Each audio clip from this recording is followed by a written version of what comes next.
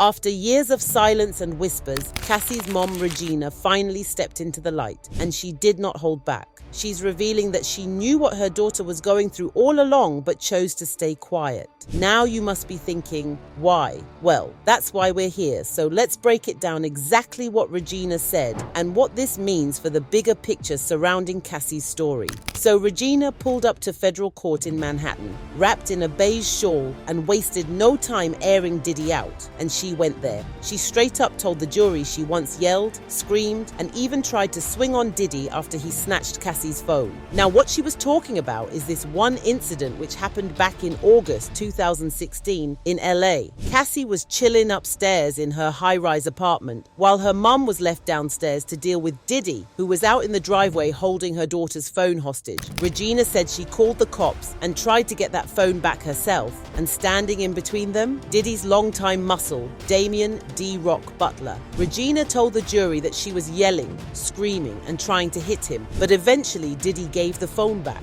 But that was just the surface. Y'all, things went way deeper. Regina also confirmed a bombshell text Cassie sent her back in 2011, where Cassie told her that Diddy had threatened to drop revenge tapes and get violent. Why? Because Cassie was seeing Kid Cudi at the time, and Diddy wasn't having it. That message was also sent to Capricorn Clark, one of Diddy's assistants. And when Regina read it, she said she felt physically sick. What threw her off was the tapes. She knew he was serious and believed he was capable of hurting her daughter. Now here's where it gets wild. Diddy demanded $20,000 from Cassie and her family during that time, supposedly to get back the cash that he spent on Cassie. But let's be real, it sounded more like a shakedown. Regina said she was so scared for Cassie's safety, she and her husband took out a loan against the family home, the same house Cassie grew up in, to come up with the cash. They wired the money to a bad boy account after getting the banking info from Diddy's bookkeeper. And weirdly enough, Diddy gave the money back a few days later. No explanation. But Regina made it clear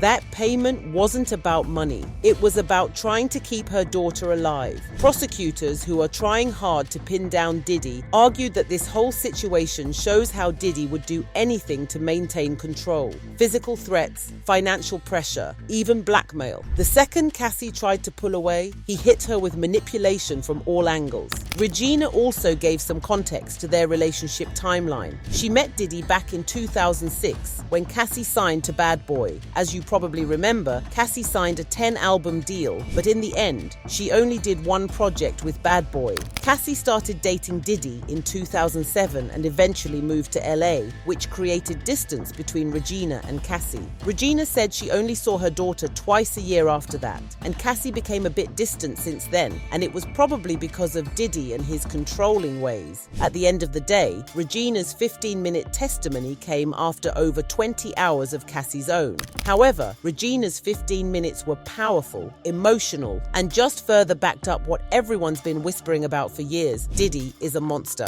And Cassie's testimony only showed us the receipts. Cassie's courtroom testimony against Diddy shook the entire table. She laid out what she says was over 10 years of manipulation, violence, and straight-up fear. And when I tell you sis came with the details, she painted a chilling picture of life behind the scenes with one of the biggest names in the game. According to Cassie, Diddy orchestrated these wild fueled encounters with escorts, but for her, they were humiliating and traumatic. She says she never wanted any of that. She only went along with it because she was terrified of what he'd do if she didn't. She described him controlling every corner of her life: her home, her phone, her transportation. If she upset him, he'd snatch her phone or take away her car like it was nothing. Total isolation, and Regina confirmed that too. And then came the violence. Cassie testified that Diddy physically attacked her on multiple occasions, once while she was asleep, once at a party where she says he kicked her in the head, and another time where her eyebrow was injured so badly she needed a plastic surgeon. There was even hotel surveillance footage from 2016 showing him physically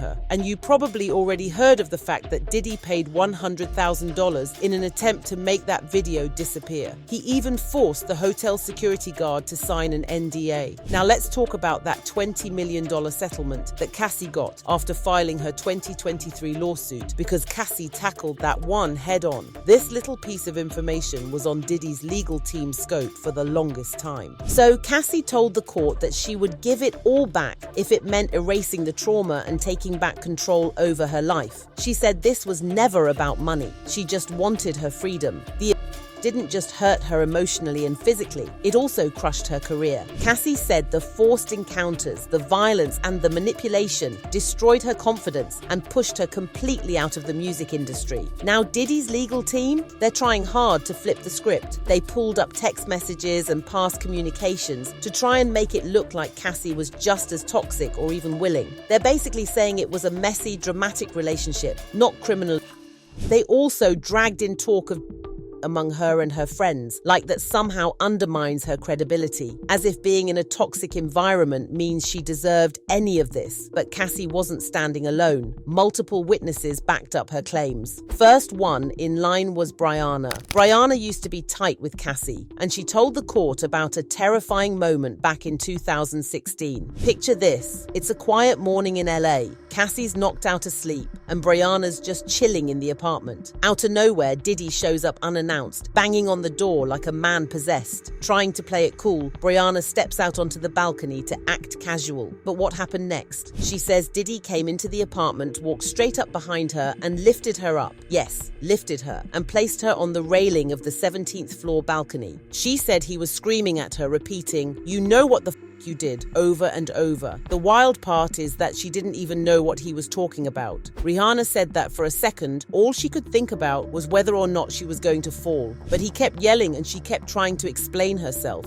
She said he held her up there for like 10 to 15 seconds before pulling her back down. And then, get this, he threw her onto the balcony furniture like she was nothing. And for context, Rihanna was tiny at the time. She told the court she was only about 5 feet 1 inch, maybe 100 to 115 pounds. Diddy? Definitely not her size. That power imbalance? It speaks volumes. Jurors were shown actual photos Rihanna took that same day. They showed bruises and a neck brace, and she testified that this whole situation messed her up emotionally, like badly. She said she'd wake up screaming, completely paranoid. The trauma stuck with her. Of course, Diddy's lawyers tried to come for her credibility during cross-examination. They brought up some inconsistencies in her past statements and tried to poke holes in her story. But that image of her being dangled over a balcony by a man twice her size is not something that just fades away. This testimony isn't just shocking. It adds a whole new layer to the bigger story the prosecution is building, that this wasn't isolated. This was a pattern of power, control, and violence behind the flashy public persona. But there's another woman apart from Rihanna who fought for Cassie and who described seeing Diddy hit Cassie and herself too.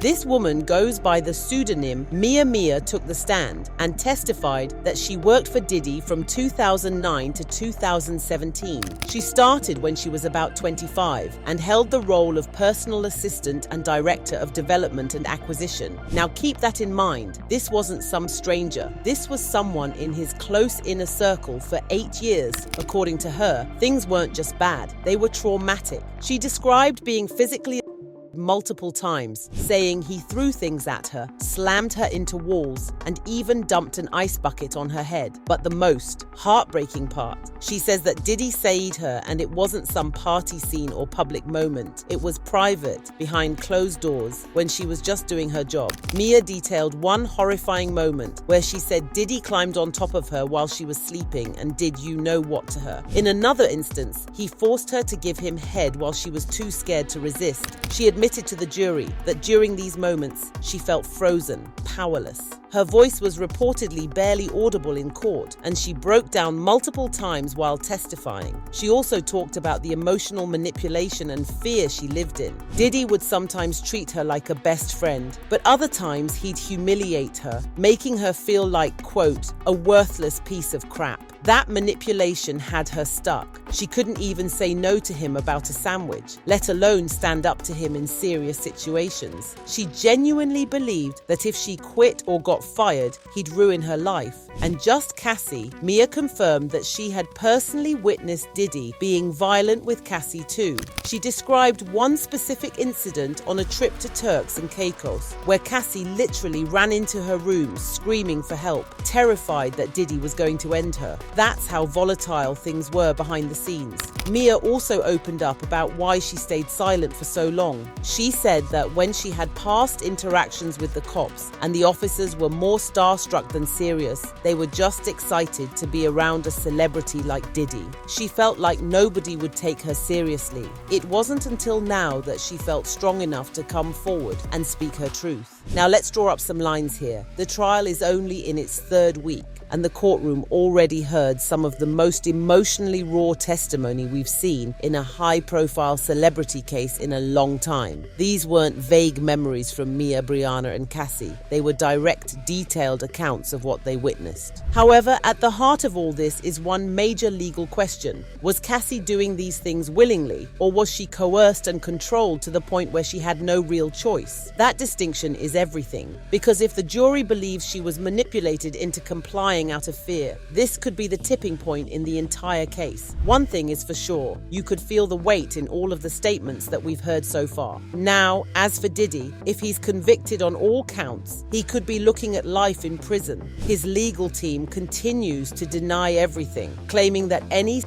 activity was consensual and that these women, Cassie, Mia, and others, either consented or were lying. But here's the thing, the pattern is becoming harder and harder to ignore. Between Cassie's testimony about the freak-offs, Mia's deeply personal account of SA and fear, and even people like Dawn Richards stepping forward saying they were pressured to stay quiet, this isn't looking good for Diddy at all. At this point, prosecutors are painting Diddy as the mastermind behind a decades-long operation involving control, intimidation, and trafficking. And the stories from these women are not only gut-wrenching, but they're aligning in ways that suggest a deeply power structure that Diddy kept in place for years. This is far from over, and you already know we're watching every moment. But what are your thoughts on this? Can Diddy's defense hold up after all this? Drop your take down below, and don't forget to catch the next breakdown. We're keeping it all the way real.